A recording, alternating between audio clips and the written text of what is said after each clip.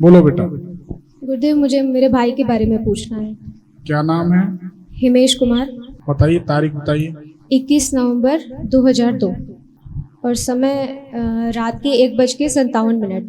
कहाँ का जन्म है? रामनगर, वाराणसी। वाराणसी। जी। वाह भाई वाह,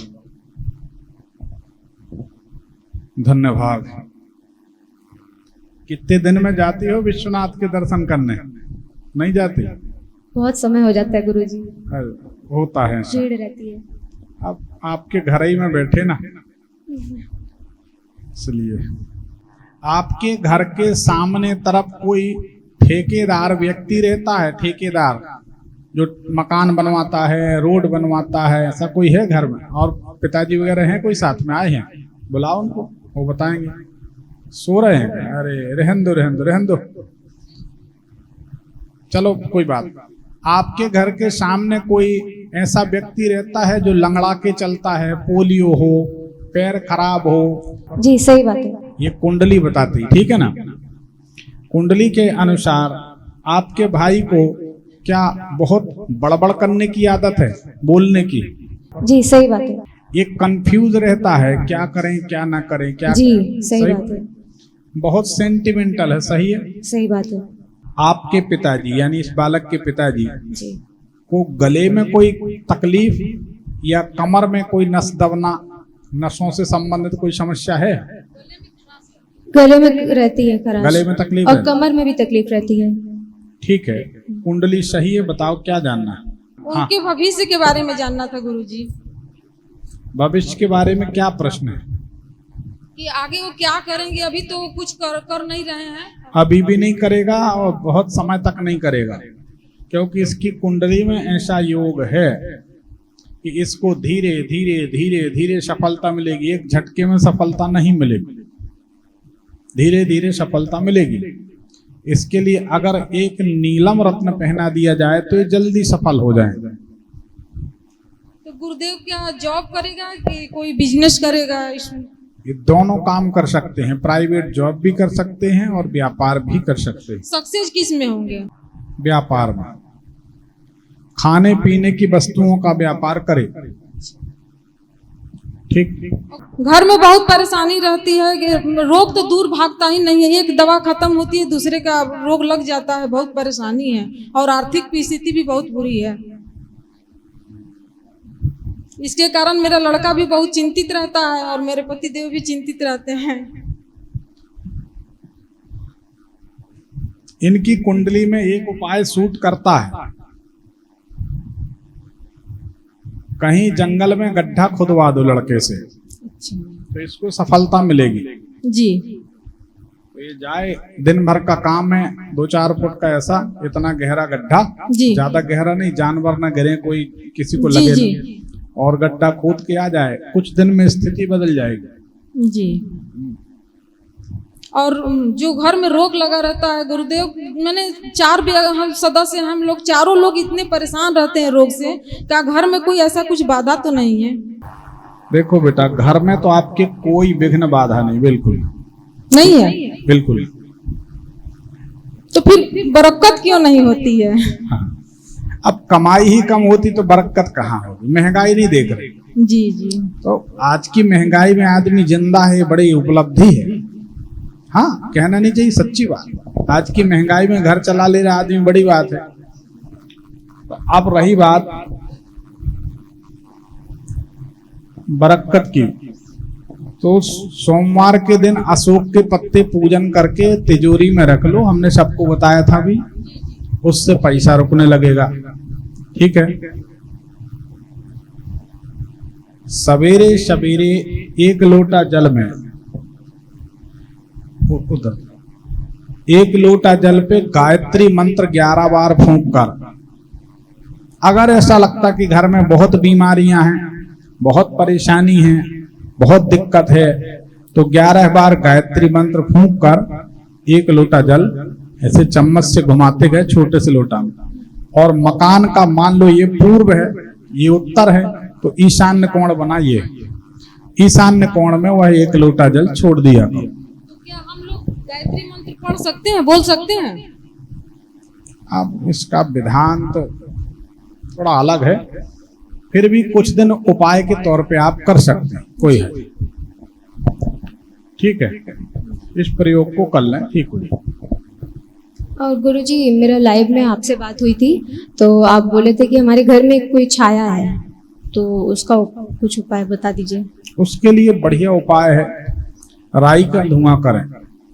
आपकी कुंडली में कोई चीज दिखती होगी तो उसके लिए राई का धुआं करें। काली वाली राई जो ढोकले में डली होती है या दाल फ्राई करते हैं वो गोल वाली, काली राई का धुआं घर में करने से नकारात्मक ऊर्जा चली जाती है, तो कर लिया करो, क्या ठीक।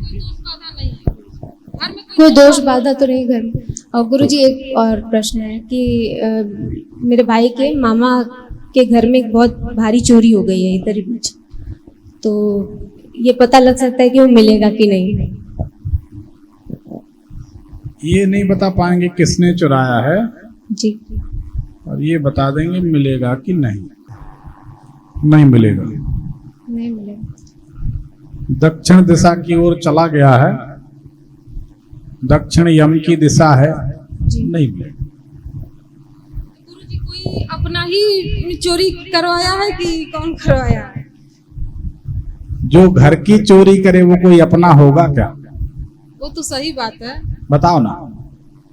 उस इंसान से आदमी सतर्क तो रहेगा कम से कम। तो कैसे नाम बता दें तो सतर्क रहोगे आप उनसे? जी जरूर गुरुदेव।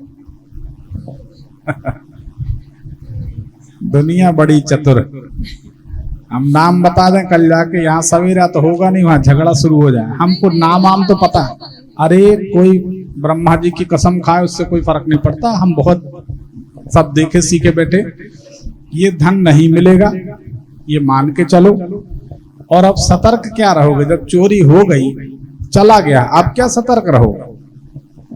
और क्या रोज थोड़ी अपन घर में तिजोरी सजा के रखेंगे, चोर आ जाए ले जाए हम सतर्क रहें? पहले ही सतर्क रहना चाहिए।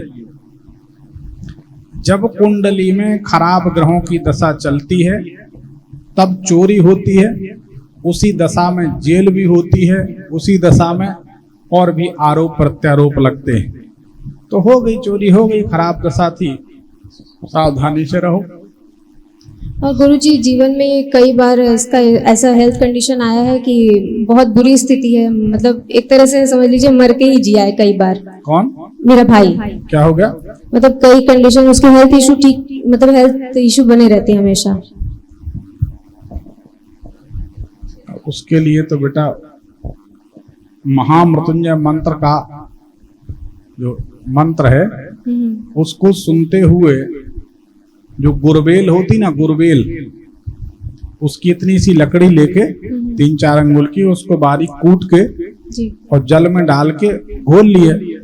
उस जल से अगर कोई महामृत्युंजय मंत्र से अभिषेक करे तो जरूर रोगों से मुक्ति मिलती है। जो दूब घास होती है, हरी दूब घास को रक्षा सूत्र हाथ में बांधते ना, उससे गूंथ के शिवलिंगाकार बना लिया जाए। और जो कद्दू होता है कुम्हड़ा हरा वाला, उस कद्दू को ऐसा लंबे में 1/2 कर लिया, आधा उसको साफ किया, जलहरी जैसा बना लिया, उस पे शिवलिंग बिठाल के और रक्षा सूत्र से लपेट दिया।